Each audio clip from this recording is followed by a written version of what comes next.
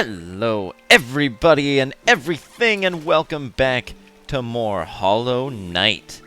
In the last episode we started reaching deeper into Deep Nest. And today I'm gonna tell you you've seen nothing yet. Deep Nest already felt pretty big, but we've only explored the half of it. And today we're going to explore the other half. So, starting off here today, I once again just want to celebrate how awesome it is to have the Monarch wings. But as I said when we got them, there's so little that they're actually required for. It's kind of funny, actually. The only thing stopping us from going the direction we're going now is whether or not we have the Lumafly Lantern. And man, do they really want to stop you from going through here without the Lumafly Lantern. We are going through a massive dark space today, and there are spikes and spawning in enemies abso-frickin-lutely everywhere. I highly recommend having the Lumafly Lantern by this point, but if you don't... Oh, that's weird. Oh gosh, I don't know how I forgot that these things exist. And there goes my train of thought again. You know, it happens to the best of us. I'm told it means I don't drink enough water, which I would absolutely believe.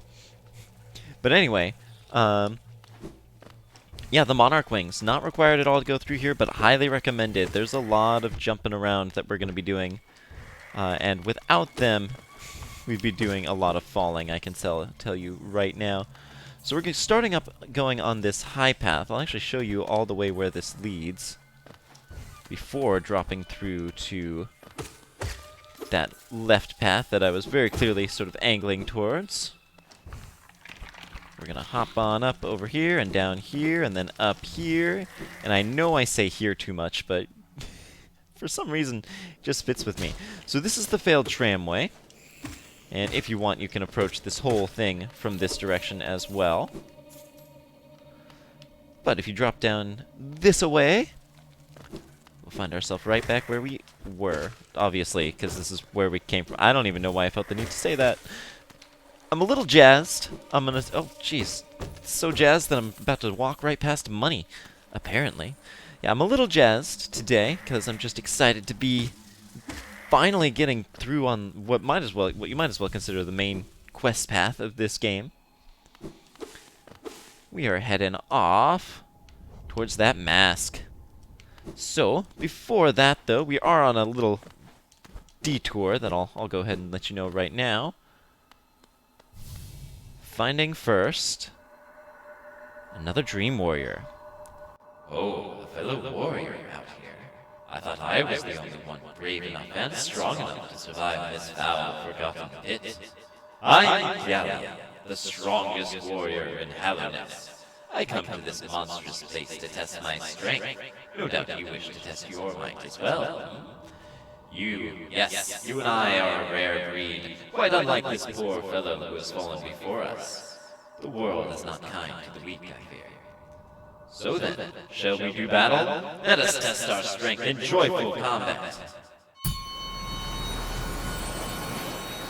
Galleon! The toughest Dream Warrior we've found and then some. Largely because we can't just walk away and his attacks really keep up the pressure. As with all Dream Warriors, once again his health varies depending on your nail upgrades. First, the Whirling Scythe. And second, the Dream Scythe. For the entire battle, Galleon and his weapon will move practically independently of each other, with Galleon just sort of floating where he will while the scythe homes in on the knight, bouncing every time it hits the floor or wall. You might look at it ricocheting around and think that, like the Dung Defender, the corner would be safe from it, but that's gonna be a no-go unless you want to get completely shredded at the edge of a buzzsaw.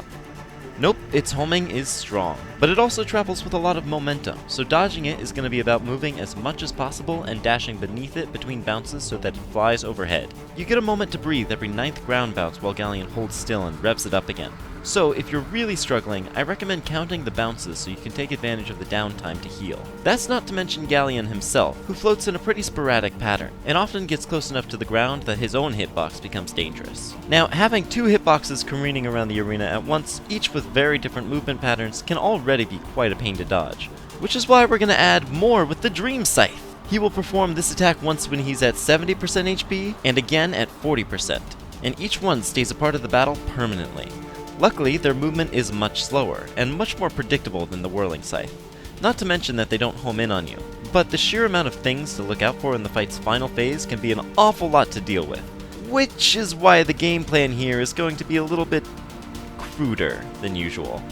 The biggest issue with this fight is that the projectiles are all pretty straightforward to dodge if you're focusing exclusively on them, but eventually you're gonna have to crack down and get your hits on Galleon, and the longer you wait to get that done, the more likely all these spinning death wheels are going to form some unavoidable formation. So past the first phase, a slow and steady approach is essentially going to result in you taking just as much damage as a reckless one would. So essentially, our plan here is just to rush Galleon down and hang the consequences.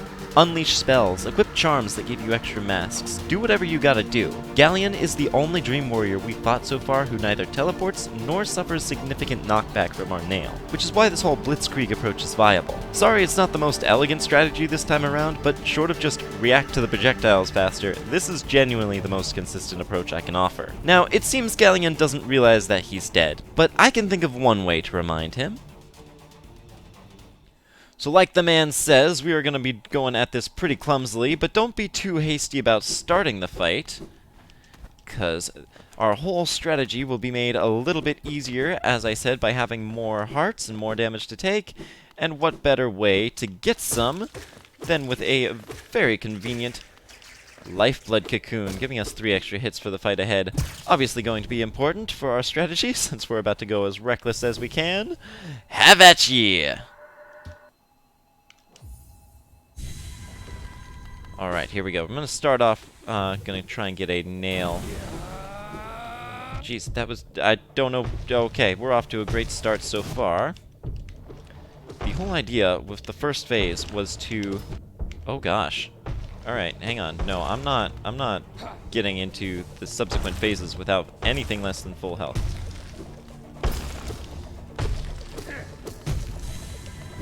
Whoa, whoa, jeez. Oh man.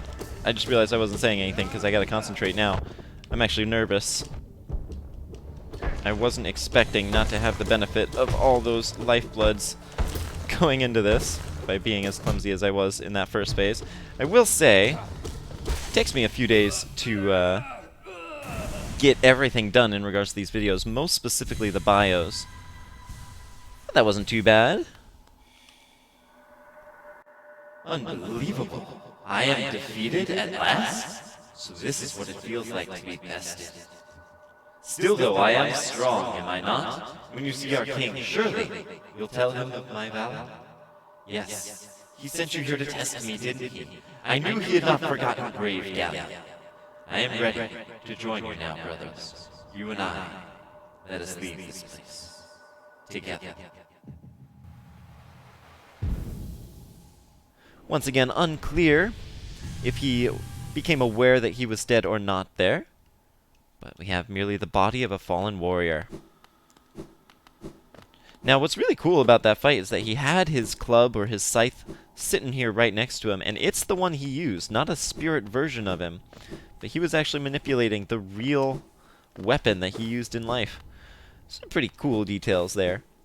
Back before we diverted our path in this room here, we're going to travel once again on the proper path. That wasn't too much of a detour. Definitely not as much as Nosk proved to be. And oh gosh, these things. I actually forgot what these are called, so I'll have to check after we defeat it. So this is one of the most annoying enemies in the game. They do 2 full damage. They're invincible from the front. And I am going to... hold on just a moment here. They're invincible from the front. Luckily not invincible to spells. And the only way to hit them is either from up above, behind, or for the moment before they attack. Stalking Devouts. Worshippers of Hera the Beast shield themselves with hard-plated foreclaws, then lash out suddenly to cut down prey. Yep, and we got our entry from Nosk. I'm going to read it. In the deepest darkness there are beasts who wear faces stolen from your memories and pluck at the strings of your heart. Know yourself and stay strong. So Stalking Devouts, among the most dangerous enemies in the game, I would consider them to actually be the most dangerous common enemy, at least. That's just rude. Why would you put that there? That... Gah! Alright. Yeah, I consider them more dangerous than, like, the giant husks or moss knights or whatever. Just because they take so many different hits. And we are going to be fighting a lot of them here today as we make our way deep into Deep Nest. Did I just go backwards? I did. When I fell into the spikes there, it put me somewhere I did not know exactly where. Anyway. There's really nothing up here, but... That's crazy. There's nothing up there but spikes. Rude. Just a troll. Thanks, Team Cherry. Alright, now we don't have the benefit of a map. So we're going to have to be very aware of our surroundings here. I'll check whatever that thing's called in a moment as well. Little Weavers. Those guys. Oh. I love the way they spawn in. I don't think we got to see that one, but there it was. They kind of come in from the foreground. It's all those spiders that we see crawling basically on our camera. And probably really trigger any arachnophobia. Once again, sorry if you have arachnophobia in the audience. I did not choose this game's subject matter. Okay, so we were in the main chamber here, and this is the one that makes me very glad we have our beautiful, beautiful monarch wings. We're going to get as high up into it as we can, first and foremost. I think, where do I want to go? I want to go this way, actually. I want to go left, because we head all the way left. Again, there's going to be a lot of... Ooh, hey, a blood sack. Like those. There's going to be a lot of false floors, and tons of little pitfalls for us to fall into. And I did go the wrong way, because everything in Dirt Nest, because there's dirt carvers. Anyway, everything in Deep Nest is just designed to be treacherous. Alright, all the way to the left here, we'll find a Whispering Root. And this is, I don't want to say definitively that it's the hardest Whispering Root in the game, but it certainly feels like it to me. Because this entire space is huge and covered in treacherous enemies and pitfalls, and there's another Devout. So here's the way I recommend fighting these guys if you don't have any soul. Charge up the Great Slash we got in Green Path, give it a good whack with that, and dash away immediately afterwards. We'll wait for it.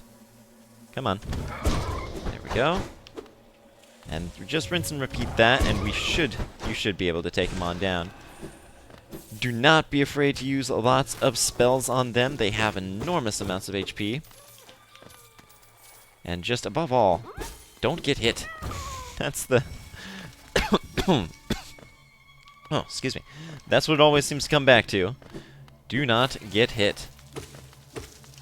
Now, we've got a long way to go before that Dream Essence vanishes from us. Okay, I'll show you another way we can take these guys out.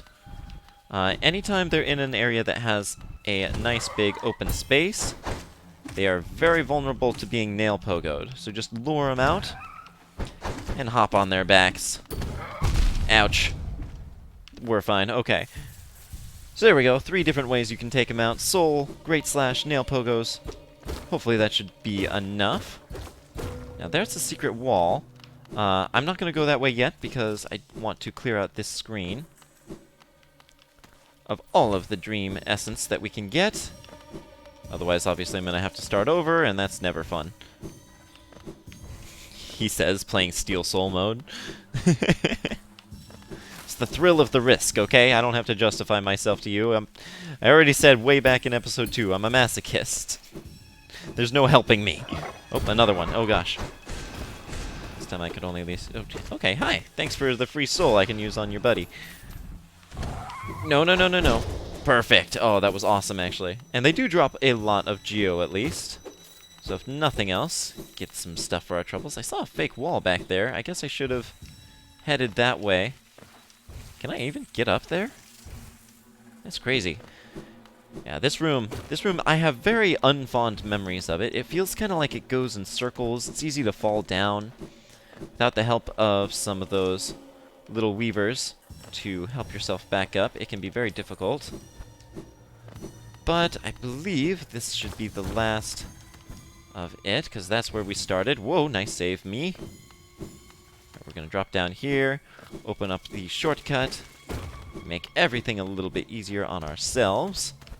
And that should be it. Nope, I still see Dream Essence. Where are we met? Here? Be the last of it. Be the last of it. No, goodness gracious, where is it? So there's the beginning. Over to the left, maybe? Nope, that's the exit. Oh, dearie me. Okay, hold on. I'll find it, I promise. Oh, there it is, underneath the platform. That's just kind of rude. There it is. Okay, and now we can go off to the secret that we found before. Right as soon as I... Alright, you're just gonna stand there and take it? I appreciate that, Madam Devout. Okay, up this way, I think it was. No? No, that was the grub. It's over this way. And this is one of the more diabolically hidden breakable walls. There's basically no indication that it's there unless you hit it. But in here, we'll find the Weaver's Den. A very strange place, filled with some very unknown things. Something we can hit, but not nail pogo. That's like blasphemy. How dare. So this is actually an interesting story. I believe Lem told us about this last time we turned in some Wanderer's journals. He said that the rock journals were replaced by paper made from weaver silk. And here we see spools and spools and spools of the stuff ready-made for us. And we get Weaver's Song. Hold on just a moment. We can dash across this way. No, we can't. And, there! We see the lone Weaver left in this place. While we're here, we're going to go ahead and explore a little more thoroughly, because there is some nice stuff for us to find besides the charm. Oh, come on. Oldest trick in the book, and it gets me to this day. Alright, that time I have no one but myself to blame. So as he said, oh my goodness, this is not hard. So as Lem said, once the kingdom sort of switched over, largely in favor of the spools, and the rain hit, or I guess once the city began to leak, pretty much all of this stuff evaporated or eroded. And that is, of course, no good. We lost so much of the history of this place. Okay, so I'm here. I swear I want to dash here. Nothing? What the heck am I missing? I'll be right back.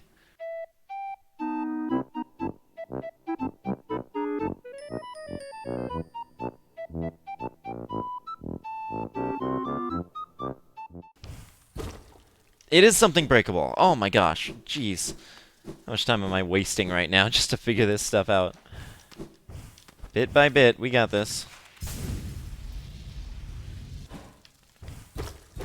Okay. We made it. Okay, jeez. That is... Oh, what an incredibly well-hidden secret. I've actually never gotten this before. So, forgive me for not knowing exactly how to do it. But there we are. Ooh, a big old mass of 160 geo. Honestly, for how remarkably well hidden that is. That feels a little underwhelming, but regardless, we did get it. Wait. Oh, wait a minute. There's more. There's more. Jump up here. There's another breakable wall that does not look breakable. How in the world did anyone find this? This is crazy. And here we are. Shoot, I know why I can't. Okay. Okay, we can't read that. I think. I mean, I'm making some assumptions here. I feel this feels very awkward to be out of my own know. But that's okay. We'll come back. Just know that that's there. And now we're going to be heading towards the exit of that very, very large chamber, where all is still pitch dark and requires the Lumifly lantern. And we do see more statues of the Weavers. Now, the Weavers, we saw the only one. We saw some of the remains of them, but there was one that was alive and well. They have, other than the fact that they created the paper for the entire civilization here, they have very little bearing on this story. But if, like me, you know this game quite well and are excited for Silksong, you probably already know that those guys are important and will likely play a huge role in that game. And drat, these spike bits! Urgh. Please be the end of it. Okay, I think that's... Whew, I think that's that. Okay. Welcome to the distant village. Follow the sign here, and we can see there is a stag station, and I believe unlocking that should be our #1 priority. Abso-frickin-lutely. And we have a broken bench in here. Rare instance of that. So we've come all this way, we still don't get a bench. Luckily, we can work smarter, not harder. Ah, little one, where are we? I have never been to this station. It has a strange air to it. Let me take you somewhere safer. Quickly. A little foreboding, for sure. Really, any station will do. I just want a bench. Because now, I'm going to go ahead and equip the Weaver Song. And what this does is it gives us 3 adorable little spiderling allies who will freely attack pretty much anything that we get close enough to. Let's go ahead and show that off on these very unsuspecting fellows. They are airborne, unfortunately, so... Oh. Here, do it on the little guys. They do little attacks for sure. Get them! Get them! Yeah! They are not strong. They do very little damage, but it is nice to have some help. And, unlike the glowing womb, some free help. They do not require any soul or anything to use. Now, I'm going to go ahead and place my Dream Gate here, back at the distant village. It's a strange place to put it, for sure, but I always recommend having one near to the, near to a stag station. It's just nice to be able to instantly go to one. If we fall down, we are way, way down here. And some water, it makes it very difficult to get back up. But there is some cool stuff for us to find. So that's why we're here. Break this wall through. And jump. Thank you. And whoa. Hello? Oh, please, please, don't be shy. There are some nasties about here, all right. Not me. I'm a friend to all, and happy to serve a traveler so bold as you. Is it information you seek? That I can provide, yes. Oh, yes. That village above here, home to a sad creature. Hers is a tale of tragic exchange. Cost her and her people greatly, though I suspect she bore no regret in making it. Yes, I know. You're intrigued, you want to know the tale. Well, I'm sorry. I'd love to tell it, but I'm very, very sorry, and I haven't eaten in some time. And oh, I'm starving. Oh gosh. Oh, hell. All right. Come into my spider. Come into my parlor, said the spider to the knight. Rude. Very rare case of an NPC being able to damage us. How dare, how dare, how dare, how dare. So let's climb on back up here. We see some... Oh, jeez, we're surrounded. Away. Away. Good job, alright. Now, we are in a sort of unknown area. We haven't been here before. And we saw no way of getting through here. That's because this ceiling up here is a one-way road. Back up to where we want to be. And once more, up again. So, my very first time playing this game, everything about Deep Nest, I despised it. It's so creepy, so just well made to make you feel crushed by the weight of all these caves. Everything in here wants to kill you. Spiders, they don't creep me out too much, but Being surrounded by them is not a very pleasant thing to imagine, and this area does make me imagine it, so there is that. So I actually never found the Weaver's Den. I was not terribly explorative of this area. Okay, is this a dream nail? Dude, what? Okay, I was wrong. It happens. It does happen. I get things wrong, especially about things that I never knew about in the first place. This is not readable, but its design is important, and we're going to keep it in mind. It's actually that pair of pincers looks very similar to something we have seen already. I won't spoil it now if you don't remember, but definitely bear it in mind. Now, let's hurry up and get back to the distant village. And I put that vessel there, or that dream gate there, very deliberately. As strange as it may seem, I do want to go back to that NPC tucked down in this corner, who I didn't point out was named the Midwife. Oh, been prying about the Weaver's home, have you, my dear? Quite brazen to pilfer that special charm. Amazing things the Weavers once crafted on their looms. Stories, shields, spells. So much of our history was spun upon their spools. Your little friends there are a testament to their talents. Oh, I do apologize. I've just felt a rumbling down below in my belly. Just wait there a moment. Don't you move now. No, I already know. Already know now.